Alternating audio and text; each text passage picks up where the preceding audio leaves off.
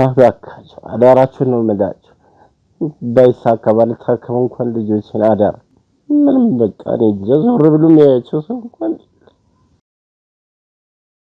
ስሜ ረያን ኑር አህመድ ይባላል። አባቴ አሞብኝ ነው። አድኑልኝ ለአላህ ብላችሁ።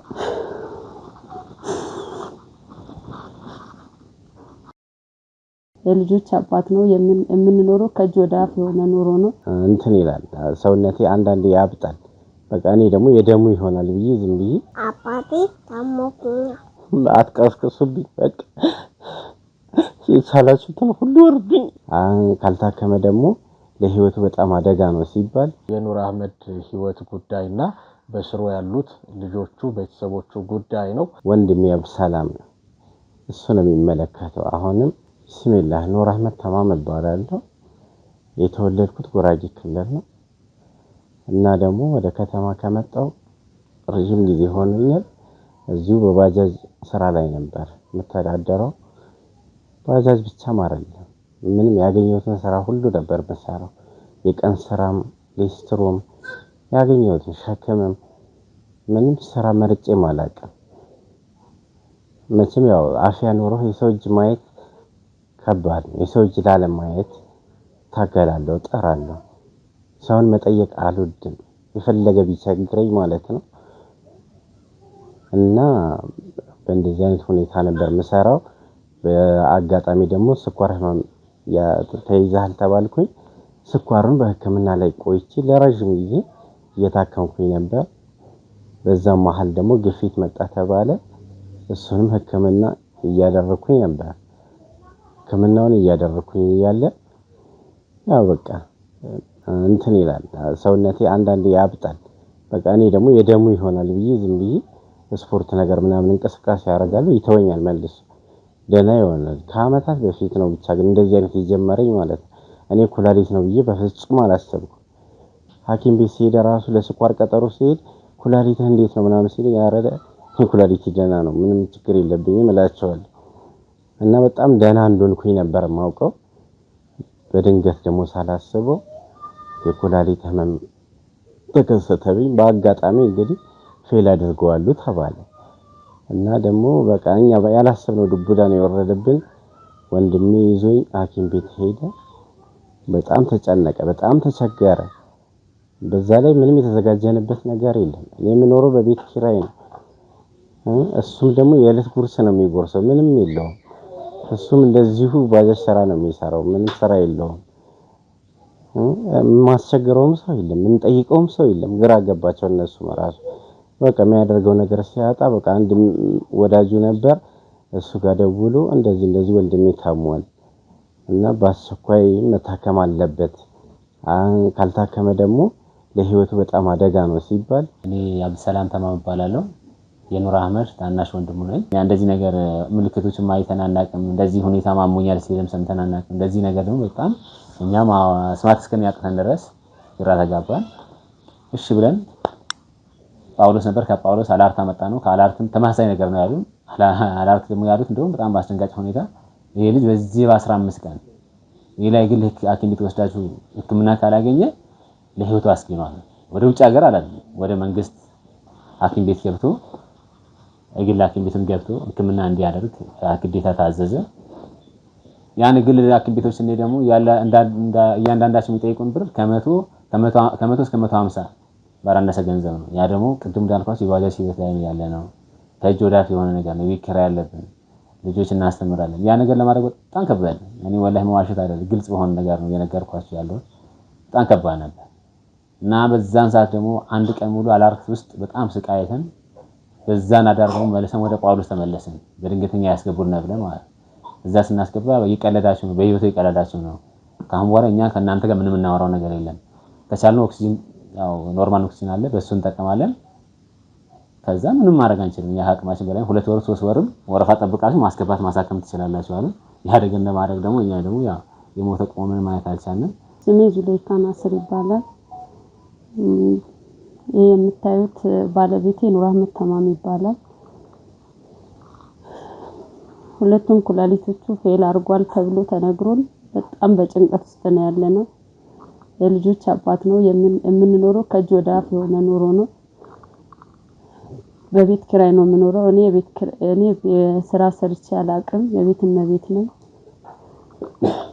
ባለቤቴ ማለት ስለ ባለቤቴ ብዙ ማውራት አልችልም። ባለቤቴ ለልጆቹ ህይወቱን የሚሰጥ ባል ነው። ለኔም ጭምር በጣም የምወደው ውድ ባለቤቴ ነው። በዚሁ አጋጣሚ እና በጣም የከፋ ጉዳት ውስጥ ነው ያለነው። እባካችሁ የቻላችሁትን እንድታረጉልን በአክብሮት ጠይቃችኋለሁ። ብዙም ማውራት አልችልም። የልጆቼን አባት አድኑልኝ እላችኋለሁ። የልጆቼን አባት አድኑልኝ። 3 ልጆች እናት ነኝ። 3 ልጆች አለን። እባካችሁ ባለቤቴን አድኑልኝ እላለሁ። ወስዶ ኬርላንድ ሆስፒታል የሚባል አለ፣ እዛ አስገባኝ። እዛ ደግሞ የጠየቁት 150,000 ብር ነበር በወቅቱ ማለት ነው የጠየቁት። ያንን 150,000 ብር ለማግኘት በጣም ውጣ ውረድ፣ በጣም ችግር አየ። ከዛ ከዋጃጁን አስይዞ ነው ያሳከመኝ። አልሐምዱሊላህ። በዛ መሃል ደግሞ አንዳንድ ወንድሞች የተደወለላቸው እነሱ ያቀማቸውን እንግዲህ በውጭም ያሉ በአገር ውስጥም ያሉ እንዳለ አገዙን። ብዙ ሂደት ሄደናል። እነሱ አሳከሙን። ከዛ አሁን ደግሞ አልሐምዱሊላህ ያው ይሄ ሁሉ የሚመለከተው አሁንም ቢሆን ወንድሜ አብሰላም ነው። እሱ ነው የሚመለከተው። አሁንም ኮሚቴዎች አሉ።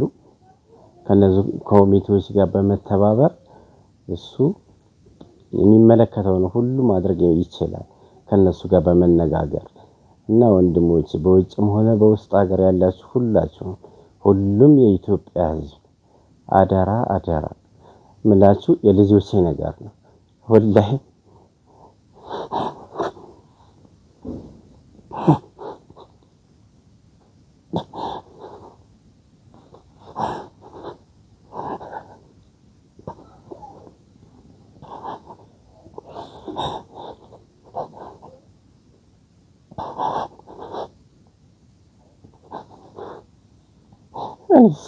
ልጆችም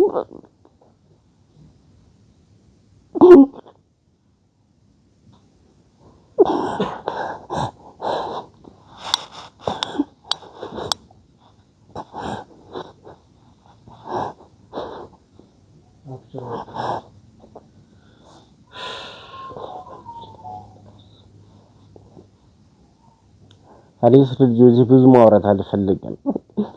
አትቀስቅሱብኝ። በቃ የቻላችሁትን ሁሉ እርዱኝ።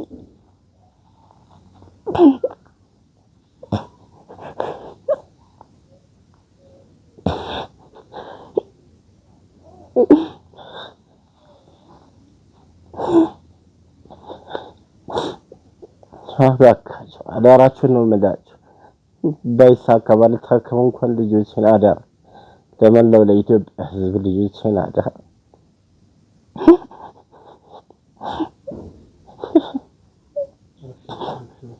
በጣም ከባድ ነው ህይወት። በቤት ኪራይ ነው የምኖረው። ምንም በቃ እኔ ዞር ብሎ የሚያያቸው ሰው እንኳን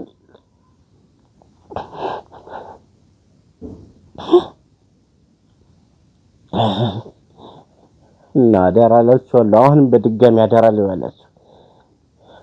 አደራ ለሁላችሁም አላህ ከእናንተ ጋር ይሁን። እኔንም አላህ እንግዲህ አፍ ያድርገኝ። አላህ ሁላችሁም ደግሞ በያላችሁበት ይጠብቃችሁ። መላው የኢትዮጵያ ሕዝብ እርዱኝ፣ አድኑኝ። ለልጆቼ ስትሉ አልሐምዱሊላህ ሰላም አለይኩም ወራህመቱላሂ ወበረካቱ። እኔ ባለቤቴ እንደታመመ ነው የወለድኩት። የ2 ወር አራስ ነኝ። ስራ ሰርቼ አላቅም እንዳልኳችሁ። ባለቤቴ እንድታድኑልኝ ህይወቴን እንድታድኑልኝ ጠይቃችኋለሁ። እኔ ያለሱ ልጆቹን ማሳደግ አልችልም።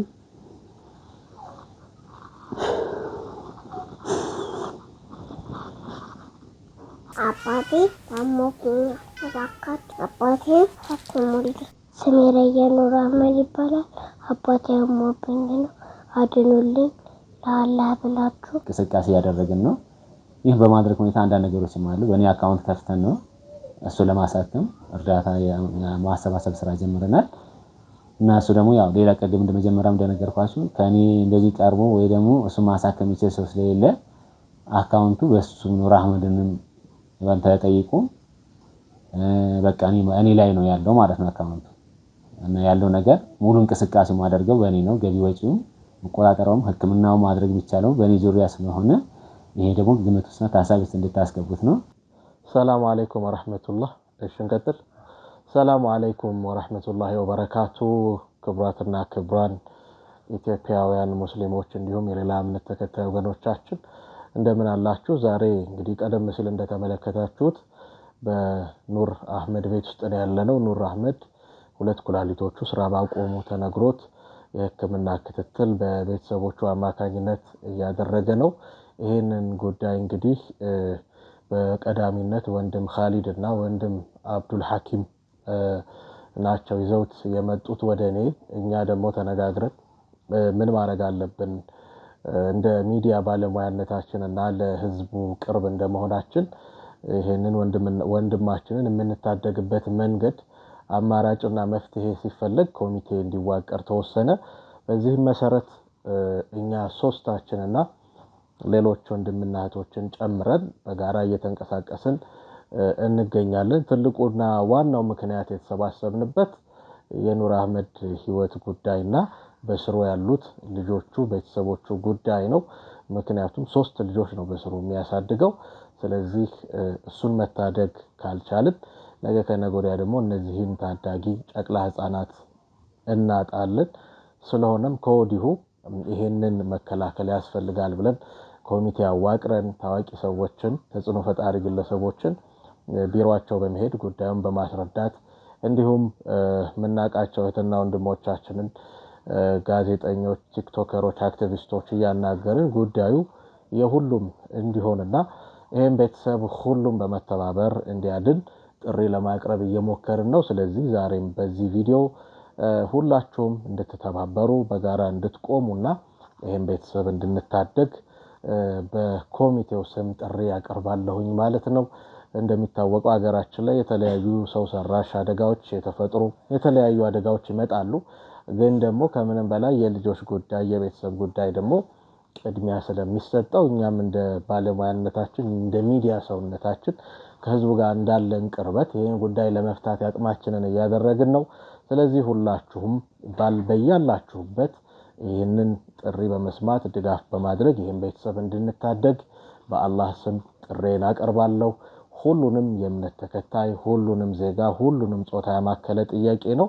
ስለዚህም ጥያቄው ተረባርባችሁ ተረባርበን በጋራ እንደምንመልስ ተስፋ አደርጋለሁ። አብራችሁን ስላላችሁ ስለምትረዱን ስለምትደግፉን በአላህ ስም አመሰግናለሁ። የደረስንበትን ሂደት እንደ ኮሚቴ በየጊዜው በቲክቶክ አካውንታችንን በፌስቡክም ባሉን የማህበራዊ መገናኛ ዘዴዎች ሁሉ ለእናንተ የምናደርስ መሆኑን ከወዲሁ አሳውቃለሁ። ሙሉ አድራሻም እዚሁ ከስክሪኑ ስር አለ። ስለዚህ በዚህ አድራሻ መሰረት ሁሉንም ነገር ማግኘት ትችላላችሁ። ስለዚህ በድጋሚ ለመላው ኢትዮጵያውያን በአላህ ስም ይሄን ቤተሰብ እንድንደግፍ ከጎኑ እንድንቆም እሱንም ልጆቹንም ባለቤቱንም እንድንታደግ ጥሪ ያቀርባለሁኝ። አመሰግናለሁ።